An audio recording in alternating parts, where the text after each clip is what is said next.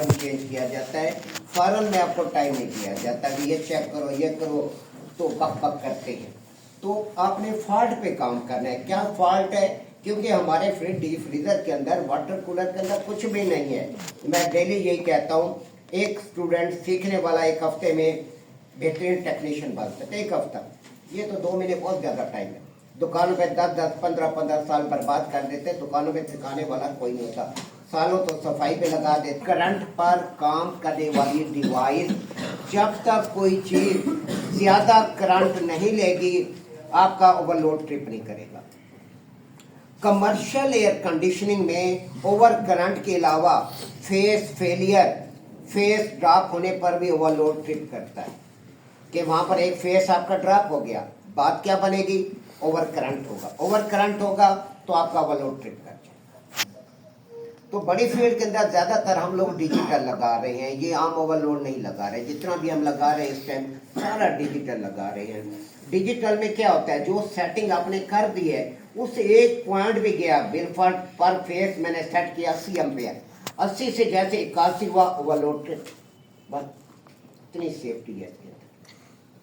हमारे यहाँ overload digital सही नहीं आ रहे, बड़ी जल्दी ख़राब हो जाते हैं। थोड़ा सा भी गड़बड़ करें ओवरलोड ख़राब हो जाए। इतना में 6,500-7,000 रुपये का ओवरलोड है, फारिग हो जाता है। तो यहाँ पर हमने फॉल्ट को कैसे पिक करना है, क्या सामने आएगा कि आपको पता चलेगा इसका ओवरलोड ख़राब है। नंबर फर्स्ट, कंप्लेन आती है हमारा फ्रिज से मुराद डीप फ्रीजर वाटर कूलर भी शामिल है, हमारा फ्रिज कूलिंग नहीं कर रहा। अब इसका ओवरलोड से क्या ताल्लुक है? क्योंकि कस्टमर मैकेनिक तो नहीं है, उसे ये तो पता नहीं चलता कि कंप्रेसर चल रहा है कि नहीं चल रहा। वो फ्रिज की लाइट रोशन होती है, वो ये समझता है कि फ्रिज चल रहा है। तो वो जब भी मैकेनिक के पास जाएगा कहेगा मेरा फ्रिज कूलिंग नहीं करता, उसमें गैस नहीं है, गैस कम हो गई है, तो खुद ही मैकेनिक बना रहता है। जब मैकेनिक आता है आके फॉल्ट को चेक करता है, यूनिट नहीं चल रहा, कोई करंट नहीं ले रहा। सबसे पहली जो चीज़ है, आपके पास क्लाइमीटर होना चाहिए और घबराहट नहीं होनी चाहिए, झकझक नहीं होनी चाहिए। घबरा गए मार खाते। कॉन्फिडेंस होना चाहिए, मैं क्या करने लगा हूँ, क्या कर रहा हूँ, मुझे इसका क्या रिस्पांस मिलेगा, अपने इसको मद्देनजर रखना है। घबरा गया तो फिर मार खा। आपने क्या करना है, अब आपका यूनिट नहीं चल रहा, आपका पहला स्टेप क्या होगा? पहला स्टेप आपके पास ये होगा, अंदर लाइट रोशन है, लाइट कम वोल्ट पर भी रोशन हो सकती है, आपके वोल्टेज भी ड्रॉप हो। आपने ऐसी सूरत के अंदर आपने चेक करना है सॉकेट को। सॉकेट को कभी टेस्टर से चेक नहीं किया जाता। जो टेस्टर होता है ये सर्किट को देखने के लिए होता है, आया यहाँ फेस आ रहा है, आगे पास हो रहा है, आगे पास हो रहा है। ये नहीं होता जहाँ पर कोई चीज़ रन नहीं कर रही वहाँ टेस्टर का इस्तेमाल नहीं होता। बेवकूफ़ों वाली बात होती है, दिमाग को टेंशन में रखने वाली बात होती है कि आप टेस्टर से चेक कर रहे हैं, फिर पूरे यूनिट को आपने खंगाल मारा, कहीं फॉल्ट नहीं है, फिर बाद में आपको पता चला कि न्यूट्रल ही ब्रेक है। ये काम नहीं करने होते, ये पेंडू वाले काम टेक्नीशियन को जेब नहीं देता। डायरेक्ट आपका यूनिट ऑपरेट नहीं हो रहा, क्लाइमीटर आपके पास होता है, क्लाइमीटर के बगैर हम काम नहीं कर सकते।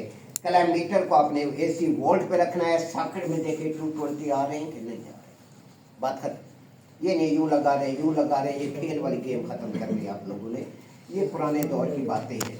इसके बाद अगर स्टेबलाइजर लगा हुआ है, स्टेबलाइजर की सुई को नहीं देखना आपने, अपने स्टेबलाइजर के आउटपुट को चेक करना है। फ्रिज का प्लग निकालें, प्लग निकाल कर आप आउटपुट देखें, आया स्टेबलाइजर आउटपुट कितने दे रहा है। आउटपुट 220 240 है तो ठीक है, अगर कम है या मसला है फिर स्टेबलाइजर को साइड पे कर दें। आपके लाइन वोल्टेज 220 आ रहे हैं, डायरेक्ट आप शू लगाएं फ्रिज का। 5-4 मिनट के बाद लगाएंगे, यकदम नहीं लगाएंगे। आपने लगा दिया, इसके बाद भी कोई रिस्पांस आपको नहीं मिला, अब इसका मतलब है सर्किट कहीं से ब्रेक है या कोई और इशू है। अब आपने फ्रिज का शू पकड़ लेना है, जिसको आप प्लग कहते हैं और आपकी अपनी जुबान में स्विच कहते हैं। मेरी जुबान वो नहीं है, आपकी जुबान है ये, कहते हैं स्विच लगा दे, ये स्विच नहीं है, स्विच बेचारा लगा हुआ है, ये प्लग है या शू। प्लग लगा दे, आपने प्लग को पकड़ना है, मीटर को अपने ओम पर रखना है, ठीक है, ओम ओमेगा का निशान, एक तारीख से लगाएं, एक तारीख से लगाएं, देखिए आपका सर्किट मुकम्मल है कि नहीं है, आपको वहां पर कंटिन्यूटी मिल रही है कि नहीं मिल रही। अगर मिल रही है इसका मतलब है सर्किट मुकम्मल है, अगर नहीं मिल रही इसका मतलब है सर्किट ब्रेक है आपका। साफ ज़ाहिर है ओवरलोड फॉल्टी होगा तो सर्किट ब्रेक होगा, करंट फॉरवर्ड नहीं हो रहा होगा या रिवर्स नहीं हो रहा होगा। अब यहाँ पर आपको राब्ता नहीं मिल रहा। अब हम क्या करते हैं, सबसे पहले मेन फसाद की जड़ पे जाते हैं। जो मेन चीज़ है, महंगी तरीन चीज़ है, हम कंप्रेसर को चेक करते हैं। इधर उधर सर मारते रहे, बाद में पता चले कंप्रेसर ही फॉल्टी। हम सबसे पहले कंप्रेसर को चेक करेंगे। कंप्रेसर को चेक करने के लिए कल भी मैंने आपको समझाया था, कंप्रेसर के 3 पॉइंट से आपने सबसे पहले अपने शॉर्टेज को चेक करना है, शॉर्ट तो नहीं है। फिर तीनों पॉइंटों में आप रेजिस्टेंस चेक करें, तीनों पॉइंट में मज़ामत है कि नहीं है। तीनों पॉइंट आपको मज़ामत दे रहे हैं, इसका मतलब है कंप्रेसर के पॉइंट भी ठीक है। अब ऐसे सूरत के अंदर हम क्या करते हैं, इसके साथ ओवरलोड लगा होगा, एक्सटर्नल ओवरलोड लगा होगा। ओवरलोड के 2 पॉइंट अभी मैं चेक कराऊंगा। 2 पॉइंट चेक करें, राब्ता दे रहे हैं कि नहीं दे रहे। राब्ता नहीं दे रहे, इसका मतलब ओवरलोड खराब। आप ओवरलोड को उसी टाइम चेंज करते हैं। हमारे पास ओवरलोड पड़े होते हैं बैग के अंदर, साफ ज़रे कंप्लेन पे जा रहे हैं, ओवरलोड को चेंज कर देंगे, मसला आपका खत्म। दूसरा, अगर तीनों पॉइंटों में से कोई एक पॉइंट राब्ता नहीं दे रहा तो इसका मतलब है कंप्रेसर खाली बनी है, फारिग। अगर लगा हुआ है डेनफास का कंप्रेसर, एक एक चीज को अच्छी तरह ध्यान में रखें। अगर डेनफास का कंप्रेसर लगा हुआ है, जिसमें कल मैंने आपको समझाया था अकेला पॉइंट नीचे है तो 2 पॉइंट ऊपर है, इसके अंदर ओवरलोड इंटरनल होता है, अंदर ओवरलोड होता है। तो आपने चेक करना है कि अगर कंप्रेसर हीट अप है, गर्म हुआ है, तो हो सकता है इंटरनल ओवरलोड ट्रिप हुआ हो, इंटरनल ओवरलोड ट्रिप हो गया हो ज्यादा करंट की वजह से। आप इसे ठंडा करेंगे, गीला कपड़ा लेंगे, इसको ठंडा करेंगे, बार बार ठंडा करने पर फिर आप इसका राब्ता चेक करेंगे। अगर राब्ता ठंडा होने पर भी राब्ता नहीं दे रहा, इसका मतलब है कि कंप्रेसर फारिग हो गया। अगर ठंडा कंप्रेसर है, राब्ता नहीं दे रहा, इसका मतलब है कि अंदर ओवरलोड जल गया है या मोटर जल गई है। हम कंप्रेसर को कचरा करेंगे, ये नहीं कहेंगे कि ओवरलोड अंदर से जल गया है, नहीं, ये गलती कभी भी नहीं करनी। आपका कामन नहीं बोल रहा, कंप्रेसर हीट अप है, वेट करें। ये हमें एसी को ये सामना करना पड़ता है। एसी का ओवरलोड ट्रिप कर जाता है, इंटरनल ओवरलोड होते हैं, तो वो फिर ऑन होने में टाइम लगता है, हम किसी खास तरीके से उसको ऑन करते हैं। तो यहाँ पर फ्रीजर की बात हो रही है। आपने कंप्रेसर को ठंडा करना है, ठंडा करने पर अगर कामन ऑन हो जाता है तो ठीक है, इंटरनल ओवरलोड ट्रिप था। अगर कंप्रेसर ठंडा है, कामन नहीं बोल रहा, तो इसका मतलब ये है कि आपका कंप्रेसर फारिग हो गया, मोटर अंदर से जल गई है। ये मोटर चेंज होगी या कंप्रेसर चेंज होगा आपका, ठीक है। ठंडा है और राब्ता नहीं दे रहा, खत्म। अगर गर्म है कंप्रेसर, उसे ठंडा करें, ठंडा करने के बाद आप चेक करें कि आया कि कामन बोल रहा है कि नहीं बोल रहा। ठंडा होने पर कामन बोल जाता है, फिर आपने देखना है कि ये कंप्रेसर हीटअप क्यों हुआ है, ओवरलोड ट्रिप क्यों हुआ है, क्या वजह है। उनसे पूछना है वोल्टेज ड्रॉप तो नहीं हुए थे, शू आपका प्रॉपर टाइट है, शू लूज तो नहीं है। फिर हमें रीजन देखनी होती है। फिर एहतियातन क्या करते हैं कि ये फॉल्ट आया अपने जहन के हिसाब से कि ये क्या हो सकता है, हम रिले चेंज कर देते हैं, साथ उसके साथ स्टार्टिंग कैपेसिटर लगा देते हैं, ताकि अगर रिले का कोई इशू है तो वो मसला हल हो जाए और ये प्रॉब्लम ख़त्म हो जाए। क्योंकि वहाँ बैठ नहीं सकते ना, इतना टाइम होता है। तो आपने उसी टाइम रिले चेंज कर देनी है। रिले चेंज करने के साथ आपने साथ एक कैपेसिटर ऐड कर देना है, कल मैंने आपको समझाऊंगा। तो आप कैपेसिटर साथ लगा देंगे, बस गया। अगर कोई बाद में इशू करता है तो फिर हो सकता है कि उसकी रनिंग वाइंडिंग हीट अप हो या स्टार्टिंग वाइंडिंग हीट अप हो, जिसकी वजह से ये प्रॉब्लम कर रहा है और कंप्रेसर हीट अप हो रहा है। एनी क्वेश्चन, इस पे कोई सवाल है? मैं फिर आगे चलूं। आपने मसले को हल कर दिया, जो भी ओवरलोड खराब था चेंज कर दिया, जान छुट गई। दूसरा फॉल्ट आपके पास ये आता है, फ्रिज चलता है। ये क्या था, फ्रिज नहीं चलता था, फ्रिज चलता है और यूनिट नॉर्मल करंट लेता है और बंद होता है। करंट नॉर्मल ले रहा है, ओवरलोड काम करता है ओवरलोड पर, ओवर करंट पर, लेकिन आपका फ्रिज नॉर्मल करंट ले रहा है और यूनिट बंद हो रहा है। 1-2 मिनट चलता है फ्रिज, डीप फ्रीजर 1 आधा मिनट चलता है, वाटर कूलर 1 आधा मिनट चलता है, बंद हो जाता है। करंट नॉर्मल ले रहा है। या फ्रिज 5 मिनट चलता है, बंद हो जाता है।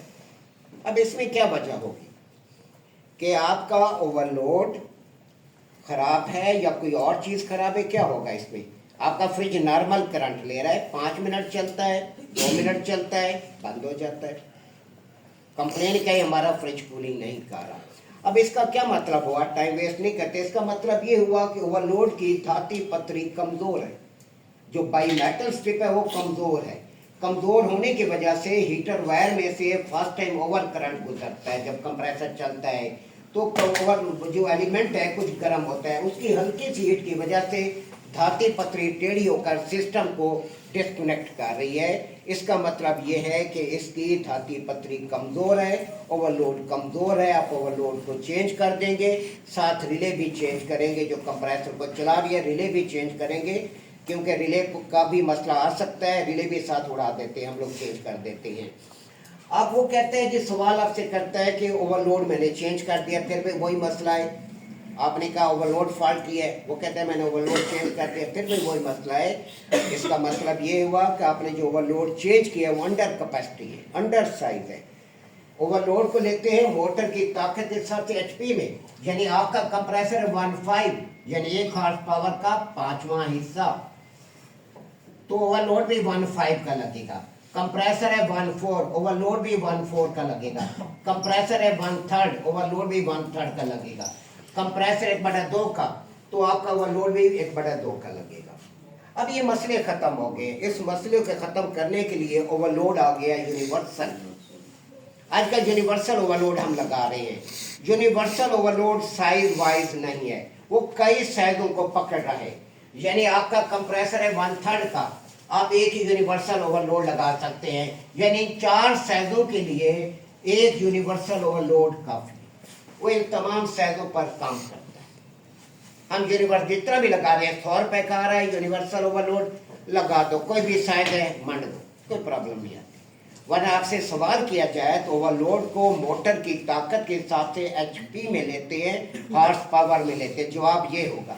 लेकिन फीड वाइज जब हम काम करते हैं तो हम यूनिवर्सल ओवरलोड लगाते हैं, तो हम साइज वाइज पर नहीं जाते, क्योंकि यूनिवर्सल जो ओवरलोड है वो कई साइजों पर काम कर रहे हैं। 4 साइजों के लिए वो आया हुआ है। 1/5 है, एक ही ओवरलोड लगा दे काम करेगा। 1/3 है, 1/2 है, तो ये काम करेगा, आपको परेशानी नहीं है। मैं आपको यूनिवर्सल ओवरलोड, दूसरा ओवरलोड दिखाता हूँ।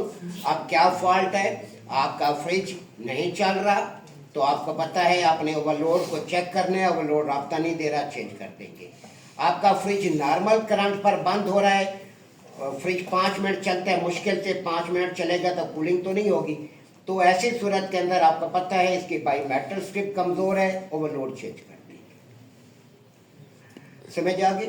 इस तरीके से ओवरलोड को आपने पकड़ लेना है। फॉल्ट इसका किसी जहन में कोई सवाल आता है फिर मैं प्रैक्टिकल कराऊंगा।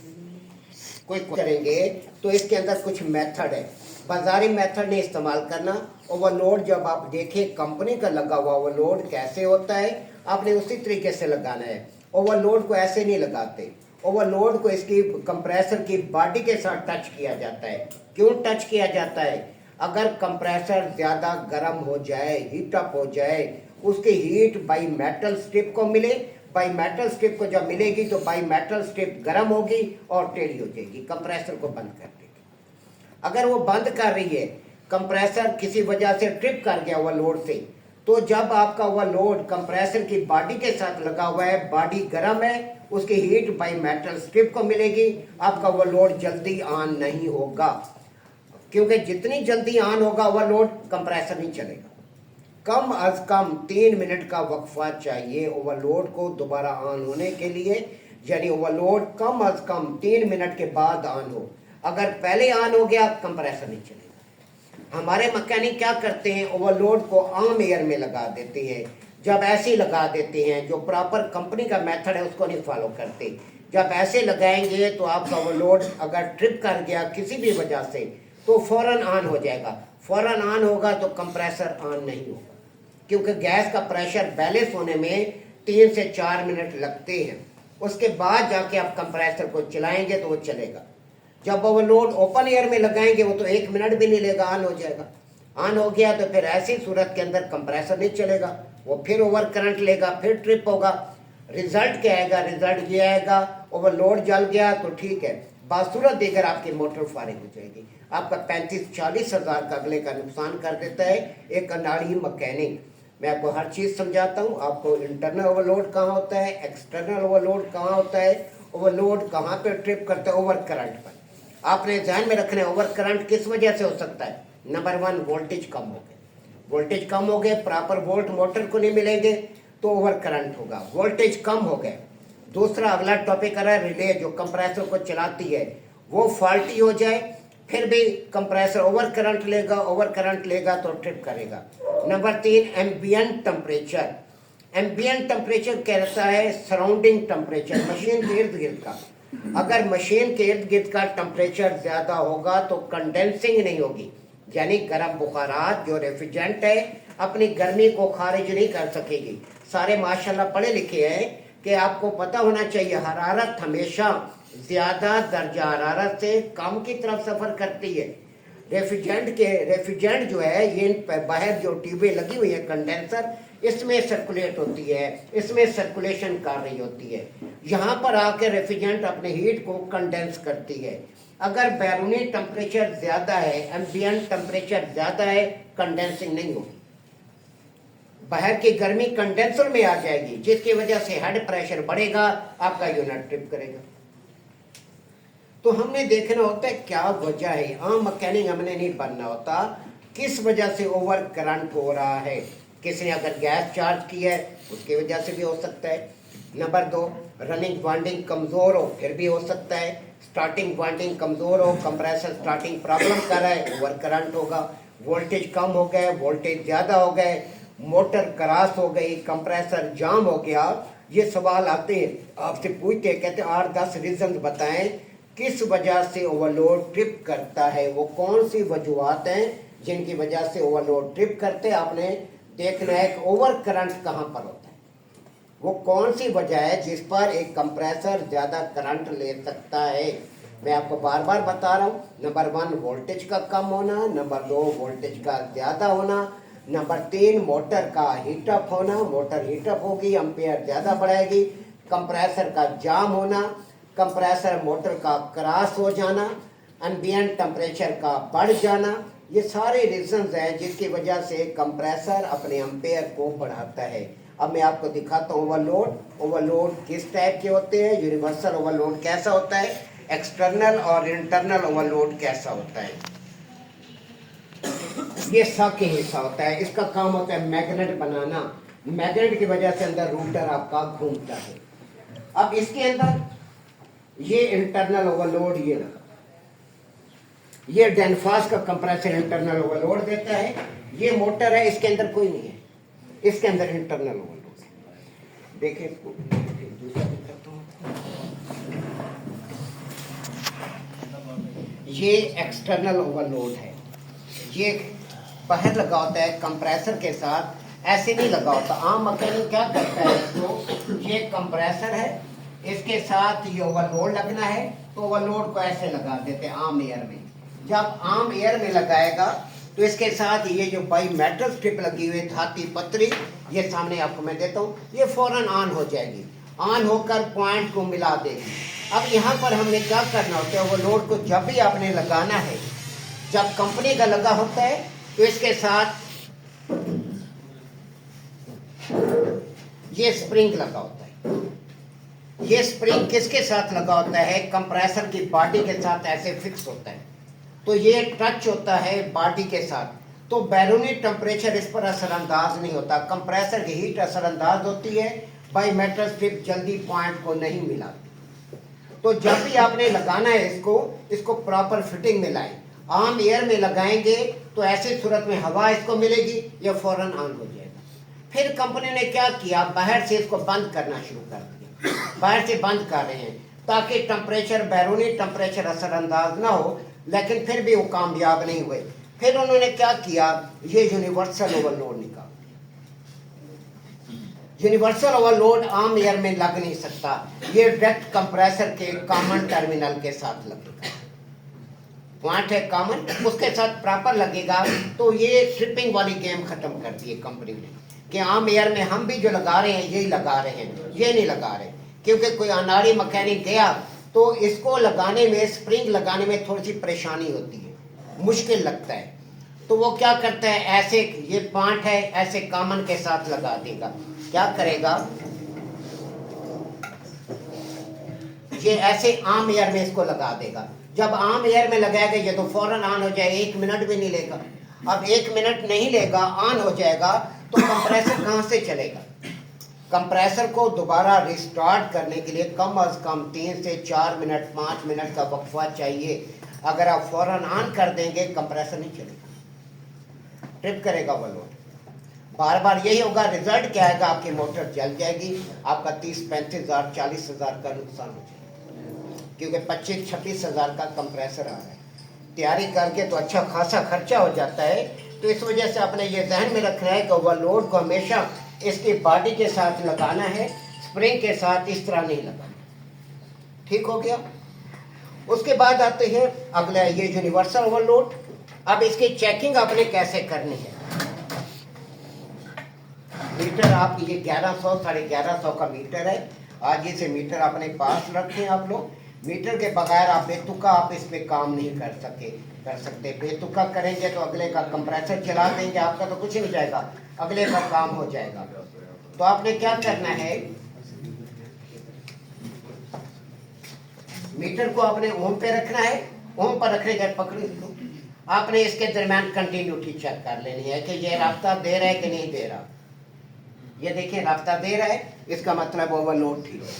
अगर रास्ता नहीं दे रहा तो इसका मतलब ये होगा कि ओवरलोड खराब है। रास्ता दे रहा है, नहीं दे रहा, ये खराब है। आपने यूनिवर्सल अगर ओवरलोड चेक करना है, इनपुट आउटपुट देख लेंगे। एक तार इनपुट है, एक तार आउटपुट है, रास्ता है तो ठीक है, रास्ता नहीं है तो खराब है। ठीक हो गया। अभी मैं आपको कहता हूँ, आप खुद चेक करें। मैं आता हूँ अब कमर्शियल की तरफ। कमर्शियल एयर कंडीशनिंग के अंदर जो ओवरलोड इस्तेमाल किए जाते हैं, ये ओवरलोड, इसके अंदर रीसेट का ऑप्शन मौजूद है। आप इसे रीसेट करेंगे, ये रीसेट का ऑप्शन मौजूद है, रीसेट करेंगे इसको, फिर ये ऑन होगा, वरना ऑन नहीं होगा। क्यों? बड़े यूनिटों के अंदर मोटर बहुत महंगी होती है, लाखों रुपए की मोटर होती है, तो इस वजह से वहां पर जो मैकेनिक जाएगा वो प्रॉपर चेक करेगा क्यों ओवरलोड ट्रिप हुआ है, फेस ड्रॉप हुआ है, क्या मसला है, या एमसी खराब है, मैग्नेटिक कंडक्टर ये कैसे लगा होता है। ये जो पिने हैं, इन पिनों के साथ यहाँ पे फंसा दी जाती हैं, फंसाने के बाद ऊपर से आपके पेच टाइट कर दिए जाते हैं। इधर से 3 फेज सप्लाई आ रही है, ओवरलोड में से पास होगी सप्लाई, फिर आगे कंप्रेसर को चली जाएगी। इस तरह ओवरलोड इस तरह लगा होता है, इसके साथ ये पत्रियों के अंदर फंसा होता है, ऊपर से पेच टाइट कर दिया। तो ये कमर्शियल आपका नहीं है, HVAC के अंदर बड़ी फील्ड के अंदर आएंगे फिर ये चीज़ें आएंगी। तो ये एमसी मैग्नेटिक कंडक्टर, ये कमर्शियल एयर कंडीशन में इस्तेमाल होने वाला ओवरलोड। ये है डिजिटल ओवरलोड। डिजिटल ओवरलोड के अंदर जो 3 तारें आपकी आएंगी, तो 3 तारें इसमें से गुजरेंगी। ये क्या है? City current transformer. मैं ज़्यादा बता रहा हूँ, पिक करें आप इसको, लेक्चर अगर मोबाइल रिकॉर्डिंग करें तो इनमें से 3 तारें इसमें से गुजरेंगी। इसमें से जो करंट ज़्यादा गुजरेगा, करंट ट्रांसफार्मर सिटी इसको नोट करेगी, तो ऐसी सूरत में आपका ओवरलोड ट्रिप कर जाएगा। फिर इसके अंदर रीसेट का ऑप्शन है, आप इसे रीसेट करेंगे तो ऑन होगा, वरना ये ऑन नहीं होगा, क्योंकि बड़े यूनिटों के अंदर रीसेट का ऑप्शन होता है। इस तरह ओवरलोड ऑन नहीं होता, क्योंकि इस तरह अगर ऑन हो जाए तो आपका कंप्रेसर जल जाए, लाखों रुपए का नुकसान कंपनी का। तो इस वजह से वहाँ रीसेट के ऑप्शन होते हैं, ताकि मैकेनिक आए, साइट सुपरवाइजर आए, जाके चेक करे क्यों ओवरलोड ट्रिप हुआ है, फेस ड्रॉप हो गया, एमसी खराब हो गया, क्या हुआ है जिसकी वजह से आपका ओवरलोड ट्रिप कर गया है। अब इसको देखें, जो स्टूडेंट्स आ जाए टेबल पर देखें इसको, जिसको नहीं समझ आए देखें, जिसको समझ आ गया ठीक, किसी को समझ ना आई हो तो देखें इसको, टेबल पे चले जाएं, मीटर ले लें, अब देखें अगर समझ आ गई है तो ठीक है।